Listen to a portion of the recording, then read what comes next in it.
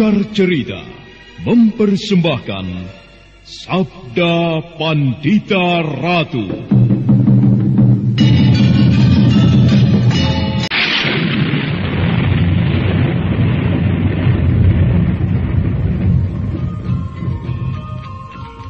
Sabda Pandita Ratu, naskah ditulis oleh Pondra Swasti Langit, diolah oleh Agus Nur Ismail, didukung oleh artis-artis terkemuka Ferry Fadli, Eli Ermawati, M. Abud, Ivona Rose, dan lain-lain. Teknik dan montase Ibing Arifin, dengan sutradara Dian Pertiwi. Sabda Pandita Ratu kali ini mengetengahkan episode ke-8 dengan judul Sang Rajasa Triwikrama. Dan kemudian bersandar pada tiang pendopo. Ken Arok berusaha mengheningkan diri, tetapi ternyata keresahannya masih tetap membuatnya tidak tenang. Sementara itu aku Tunggul Amatung berjalan mondar-mandir di dalam biliknya.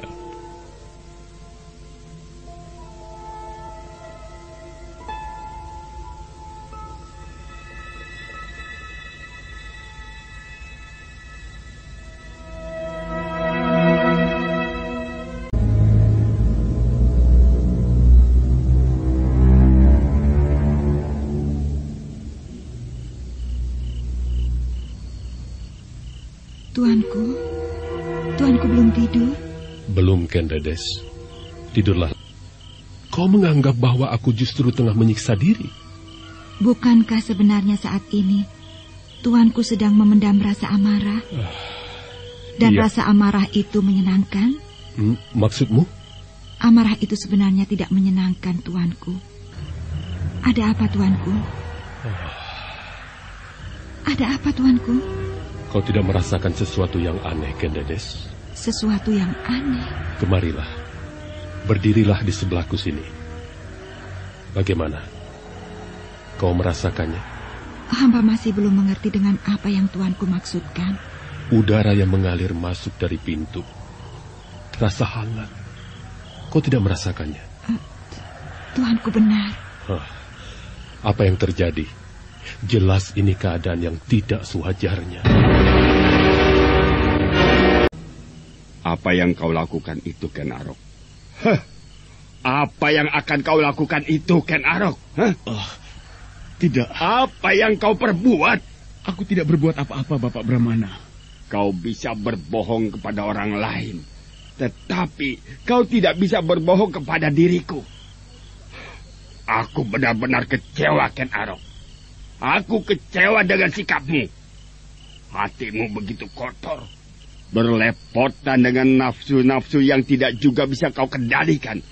Ayo, bersikaplah yang baik. Jika kau masih juga bandel, aku tidak akan peduli lagi denganmu.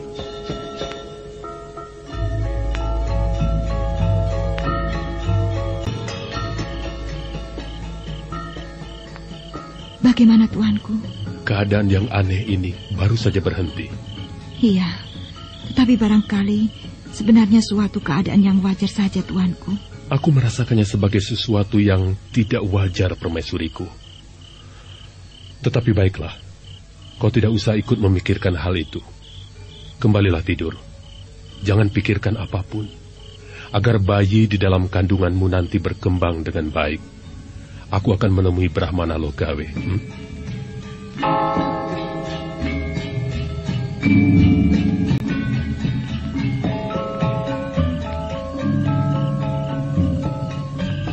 Hamba mengaturkan sembah tuanku. Aku terima, Bapak. Maaf, aku terlalu sibuk melayani Prameswari berbincang-bincang atau hal yang lain, hingga aku lupa terhadap Bapak Brahmana yang sedari petang telah menunggu. Tidak apa-apa, tuanku. Tuanku baru saja memasuki kehidupan baru, yaitu membangun mahligai rumah tangga. Adalah wajar, tuanku. Akan tetapi, Bapak Brahmana, bukan hanya itu soalnya. Terus terang, aku memang menjadi sangat gembira Dan sampai-sampai aku lupa terhadap Bapa Brahmana. Karena Ken Dedes, garwa prameswariku, baru saja menyampaikan kepadaku bahwa ia telah nggarbini. Hah? Jadi Tuan Putri Permaisuri telah hamil? Benar, Bapak. Yang Batara Agung Mohomira. Dewa-dewa di langit telah menurunkan karunia-Nya. Dengan demikian, Tuanku akan segera menimang momongan. Benar, Bapak Brahmana. Dan aku berharap anakku nantinya adalah lelaki yang akan mewarisi derajatku, mewarisi kursi kelenggahanku menjadi akuwu yang adil dan ngayomi seluruh kawula di Pakuwon Tumapel ini, Bapak. Hamba, Tuanku. Hamba ikut merasa gembira. Dan dengan demikian, hamba akan mendoakan pula, meminta kepada kebesaran Hyang Widikawasa, semoga keinginan Paduka Akuwu terkabul.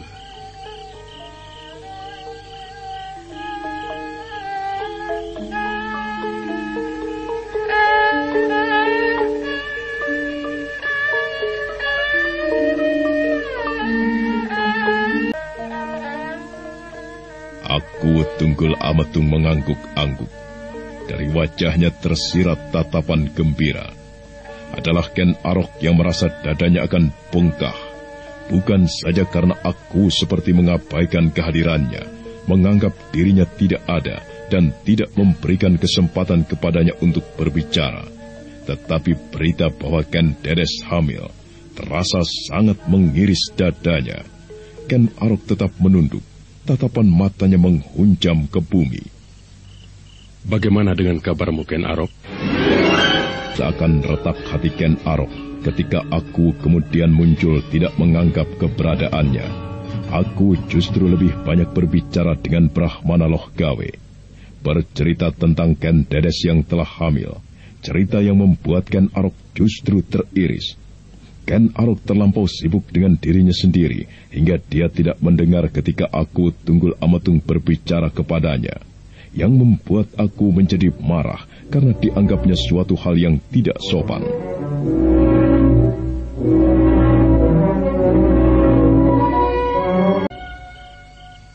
Ken Arok.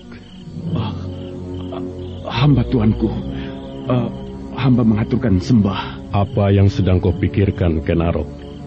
Arok menunduk, dengan tangan kanan bermain-main dengan kuku kakinya, yang membuat aku menggeretakkan giginya. Bapak Brahmana. Hamba, Tuanku. Tahukah Bapak Brahmana Loh Gawe, apakah sebab aku mengundang Bapak kemari? Hamba, Tuanku. Jika hamba tidak salah menebak, persoalan yang akan Tuanku sampaikan kepada hamba adalah persoalan Ken Arok. Benar, Bapak Brahmana. Persoalan yang akan aku sampaikan adalah persoalan Ken Arok. Karena dulu, Bapak Brahmana yang telah membawanya kemari untuk mendapatkan pekerjaan. Dan aku telah memberinya pekerjaan yang layak, bahkan terlampau layak, Bapak.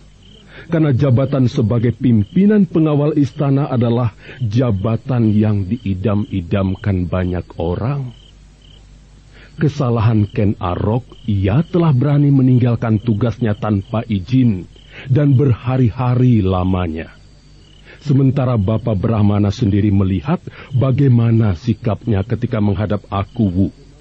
Nah, bagaimana pendapat Bapak mengenai hal ini? Hamba, Tuanku. Berbicaralah, Bapak. Ampun, Tuanku. Adalah benar apa yang Tuanku katakan, bahwa kepada hambalah Tuanku harus menuntut, karena hambalah dulu yang telah membawa pemuda ini untuk nyenger dan mengabdikan diri. Ternyata Ken Arok telah terbukti melakukan suatu kesalahan. Tuanku, dulu hamba pernah menyampaikan, hamba menitipkan Ken Arok tidaklah disertai permohonan untuk memanjakannya. Akan tetapi, Ken Arok harus diperlakukan sebagaimana prajurit lainnya, yang jika melakukan suatu kesalahan, haruslah mendapatkan hukuman. Menurut Bapak Brahmana Loh Gawe, hukuman apa yang layak diberikan kepada Ken Arok? Hamba, Tuanku, Segalanya terserah pada Paduka, tuanku aku. Iya. Bapak Brahmana, hukuman pada dasarnya adalah untuk membuat seseorang menjadi jera, agar tidak mengulangi lagi perbuatannya. Hukuman bisa juga diartikan sebagai ganjaran atau buah dari perbuatan keliru yang harus dipetiknya itu. Tetapi Bapak, Ken Arok yang telah membuat persoalan ini adalah seorang pimpinan pengawal istana. Betapa parah jika seorang pimpinan pengawal istana memberi contoh yang sedemikian buruk. Seolah aku melihat bahwa orang yang berperilaku demikian itu sebenarnya tidak dibutuhkan oleh Tumapel. Kata-kata yang diucapkan dengan datar itu ternyata berakibat luar biasa. Ken Arok merasa seolah sebuah alu menghantam dadanya dan mengguncang jantungnya. Ken Arok yang kemudian tidak mampu menahan diri segera menegadahkan kepalanya. Tatapan matanya menyala kebiru-biruan yang membuat dada aku menjadi berdesir. Ken Arok kemudian berdiri, suatu hal yang sangat tidak berdasar tata krama. Dengan suara bergetar, seolah menyimpan hawa amarah, Ken Arok berbicara bukan kepada aku, tetapi kepada Brahmana Loh Gawe. Bapak Brahmana Loh Gawe, tidak ada gunanya Bapak memintakan maaf kepadaku. Orang semacam aku memang tidak berguna dan tidak layak mengabdi kepada Tumapel. Tidak ada gunanya Bapak merengek-rengek mengemis untukku. Aku tidak membutuhkan itu. Bapak Brahmana Loh Gawe mengetahui apa sebenarnya yang aku lakukan selama sebulan lebih aku menghilang. Nah, aku pergi, Bapak.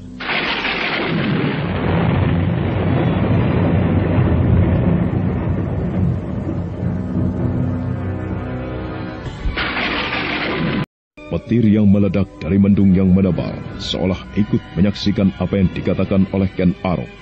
Dan sesaat kemudian, hujan pun turun dengan derasnya. Dengan tegap Ken Arok meninggalkan tempat itu, berjalan menerobos derasnya hujan. Ledakan petir yang menyentak, serta hujan turun dengan deras, seolah-olah lahir karena diguncang oleh Ken Arok. Aku dan Brahmana Loh Gawe terdiam dan tidak tahu harus berbuat apa. Ken Arok berjalan terus melintasi halaman depan. Dia tidak peduli meski hujan deras mengguyurnya. Dia kemudian menoleh ke arah pendopo yang baru saja ditinggalkannya. Pemuda itu menyeringai, seolah memamerkan taring-taringnya. Dan kemudian pendopo pakuan itu diguncang oleh suara yang menggetarkan.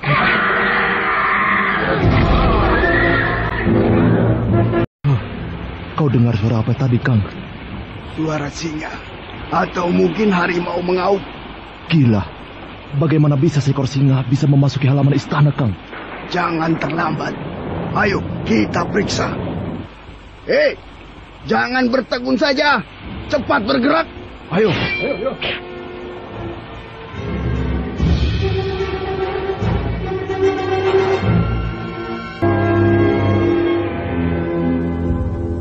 Dengan pedang telanjang, sekelompok prajurit jaga segera berlarian menerobos gelapnya malam menuju pendopo. Namun para prajurit itu kemudian tidak berkutik lagi ketika lampu-lampu berminyak lemak di pendopo padam karena dihembus angin. Hanya lampu di pendopo tengah yang terlihat masih menyala. Para prajurit itu kemudian tersentak lagi ketika terdengar kembali auman singa yang menggeletar. Kali ini arahnya dari alun-alun.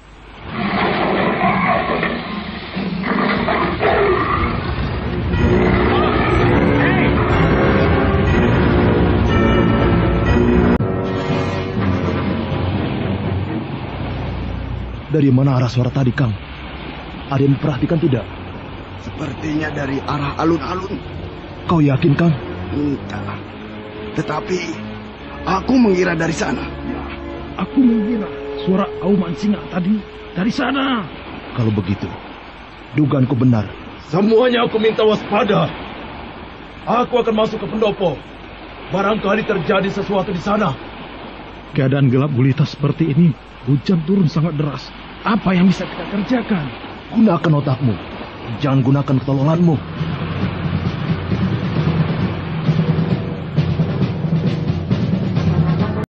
Menghadap tuanku. Ada apa prajurit jaga? Hamba mendengar suara singa atau mungkin harimau mengaum. Hamba ingin mengetahui keselamatan tuanku. Oh, terima kasih prajurit. Sebagaimana kau lihat, aku tidak apa-apa. Kembalilah ke tugasmu dan laksanakan tugasmu. Hamba tuanku.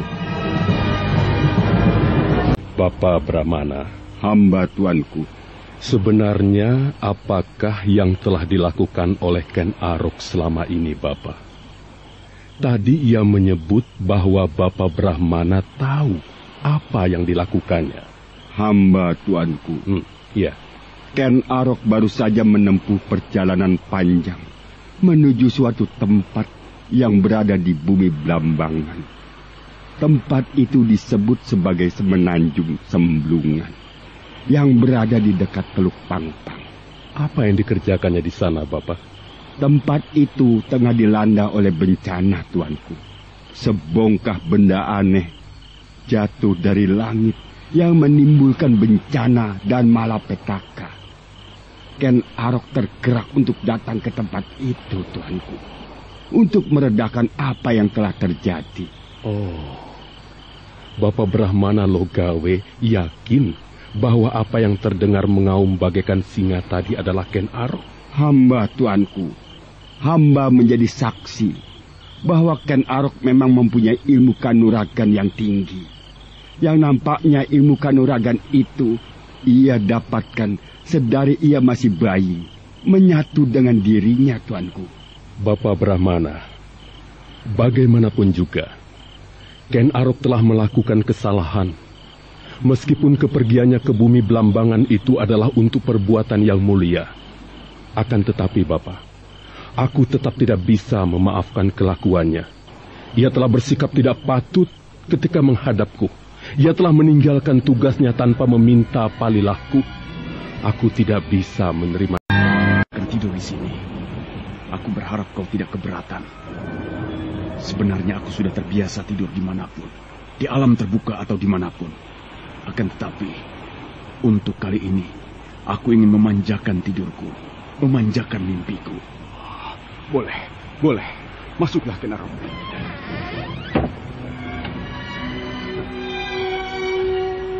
Petang tadi, aku telah menghadap di pendopo tengah bersama Brahmana.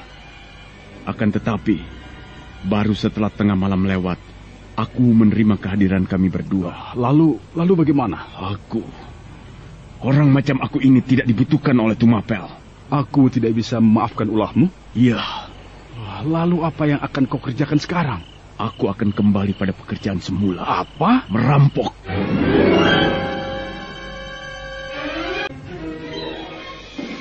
Tersirat nada kesungguhan pada wajah Ken Arok ketika dia mengatakan isi hatinya. Dada Kebo Ijo berdesir.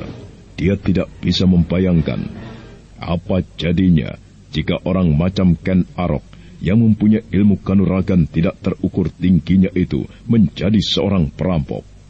Nah, apa yang akan dilakukan oleh Ken Arok? Benarkah seperti yang dikatakannya, dia akan merampok? Dan bagaimana pula pergolakan yang dihadapi oleh Kameswara? Saudara pendengar, untuk mengetahui jawabannya, silakan mengikuti kelanjutan kisah ini dalam seri berikutnya. Sampai